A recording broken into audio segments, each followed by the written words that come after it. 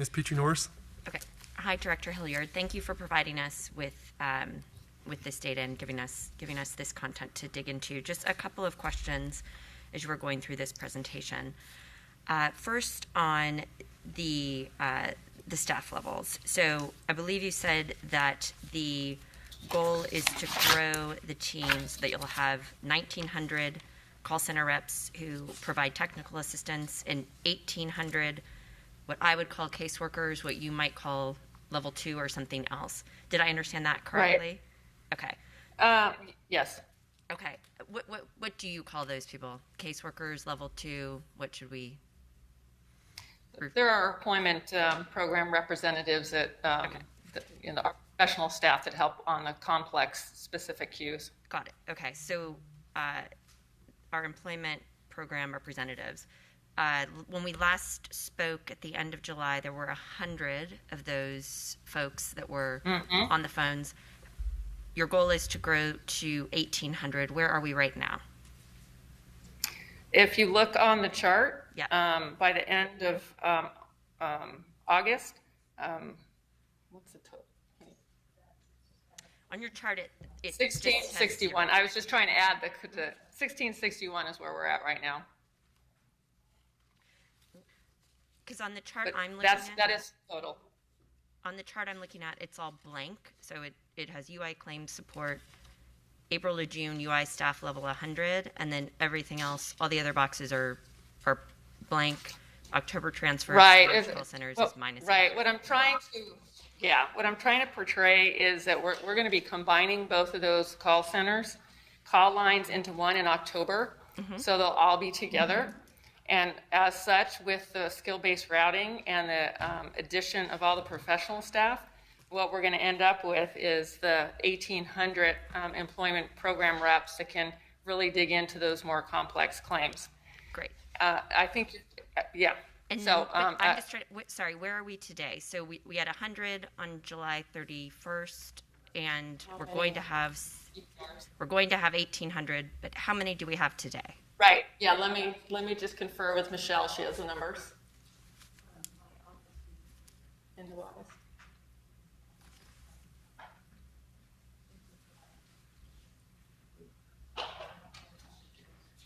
Yeah. We don't have it broken out by August, but I will send this to you following the hearing.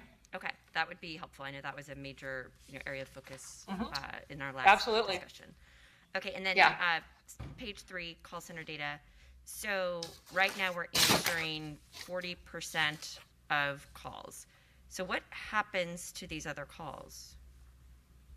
People just hang up? They just give up? Or they call back later and they keep trying, or they email. I mean, needless to say, that's why we want to keep improving our ability to respond, because anybody not served is not a good situation. So that's why I want to continue to add resources, and I would like to go way beyond where we were pre-pandemic and really have a call center that we're proud of, and that we're serving everybody. So. Yeah, it's not a good situation. We're definitely doing better, much better than we were. But at the same time, we know we want to get to a place where we're proud of it, and that's where we're going. I have a follow-up to your question on the call center. In February, before the pandemic hit, we're only at 54%. If the industry standard is 80, the industry standard is 80%. Why has it ever been 80%? So why wasn't it at 80% pre-pandemic? Because we never have, the federal government does not fund for call center activities. They don't. And so we didn't have the funding in order to support anybody beyond that, in order to, we had to focus our resources on paying people. But with the pandemic did come some temporary funding, so I'm using the funding to really elevate our call center. Now, after the pandemic, when it gets back into normal times, I'm concerned, because it'll go back to the situation as, will we have funding to really support our call center? So that is something in the next year or two I think we need to talk about, as far as what do we want EDD to look like moving forward. Because Go ahead. But in the past, obviously, so it sounds like this 54% has been the norm at EDD.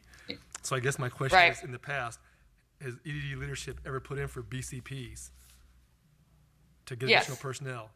And we do receive some state funding for it, but if so I'm asking that you specifically address the call center for additional employees to lower that number. So I would guess if you put in for it, you've been turned down for when you've applied for it. Is that correct?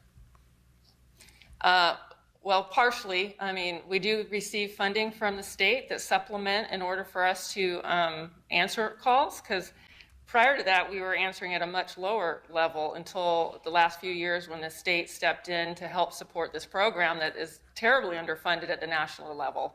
So it can't get a lot lower than 54%. I mean, that's barely. Yes, it can. Unfortunately, I know it's terrible. It can go to 2%. It can go to 2%. Yeah. I'm sorry. No, you go ahead. You keep going. Oh no. No, because actually, that I think for all of us, I think we were all really surprised to see that number, because pre-pandemic we were experiencing record low unemployment in this state. So yeah, that raised a big red flag for me as well. With record low unemployment comes record low staffing levels, because our funding decreases in line with the unemployment rate. So, the funding that we get goes down too. So we can only staff what we have funding for. And it's shameful. It's shameful nationally. None of the states are in good shape when it comes to answering calls. And it's just shameful for a nation of our great level. Okay, yes, I would agree with that assessment. Okay, so moving to slide 5, the unpaid claims. So we still have 1 million unpaid claims. Is that correct? Unpaid, yes. Okay. And when are they going to be cleared? You said a portion of them are going to be cleared by the end of September. Can you just break that down for me? Of the 239,000 is the ones that will be cleared by the end of September that we committed to. And the other buckets, like I said, we've made great progress too. People have gone in and certified. And as you will see, the paid amount went up at 2% too. And that's because people are going in and certifying and for benefits, and then they're getting paid, or they're if there's any issues, then we're working with them. So the unemployment system is every day is a different day. They're moving from initial claims to continued claims to different places in the process. So we've seen great movement in this last 4 weeks. Okay. I think one thing I would find incredibly helpful, and I imagine some of my colleagues would as well, is if we could just get some additional visibility into the balance. So that's about 760,000 to understand, what needs to happen to move the needle on those. Because from what I hear us saying, we've got resolution in sight for 239, but we really don't have a plan for 760,000. So if we could get some additional visibility and additional detail to what the hurdles are, that would be incredibly valuable. So just two things. We do have a plan, and people are moving and being paid, and the additional communications, that's why you're seeing the 47% reduction, and people are moving to either paid or ineligible or wherever they land. But on all the visibility for our data, we started working with the strike team last week to redefine all of our buckets and making sure that we're approaching reporting from a customer experience approach. So I think in the future, after we work through the details, as Secretary Richardson said, trying some things and then be able to provide good recommendations, I'm excited to see how we sort of recast our reporting so it makes sense to and digestible for the outside world. We've been struggling, admittedly, with reporting because of our old antiquated systems. So I'm eager to, we've already had some good conversation and a fresh look at how to report. So there will be a lot more coming your way as far as far as that go, and I'm sure I'm going to want your input on what we're looking at and if does it make sense. Okay, great. And before I hand it over, I do want to touch on, you mentioned your antiquated systems, and certainly in the last hearing, and I think in previous briefings, the sense I've gotten from the department is sort of this sense that EDD's technology is just this intractable problem, and that we've got these sort of insurmountable hurdles like legacy systems and COBOL. I was surprised following our last hearing. I and a number of colleagues, and perhaps even others that are on the panel, I was contacted by a number of different technology companies who are kind of name brand, proven entities who have implemented solutions in other states, who have said that they believe that they have solutions that could help California in a matter of weeks, not months. So have you been contacted by these companies as well? We've been working closely with the California Department of Technology and Office of Digital Innovation, and been talking to a number of different vendors and a number of different solutions, just like DocuSign. There's one right there that we're bringing in. So we've had a number of different vendors that we're using to help with all of the technology. And like Secretary Richardson said, I know they're going to come up with some more great thoughts. So I think you'll be seeing more of it. That most definitely. Okay. I was surprised. So the feedback that I received was that multiple attempts to reach out to you and to your department were just ignored. And it's not like it's my brother's startup technology thing. It was name brand companies. Yes. So I was surprised to hear that, and would hope that we are bringing everyone together to come up with creative solutions to move the needle on this. Absolutely, and please know that we're getting contacted by thousands of different vendors wanting us to review what they've got going on and how they can help. And that's why we're partnering with CDT and ODI to make sure we have all the great technologists looking at it, and that we're really wading through all the opportunities and figuring out what makes sense for EDD. So again, I value that partnership, and it's really been helpful to make sure we're moving EDD in the right direction.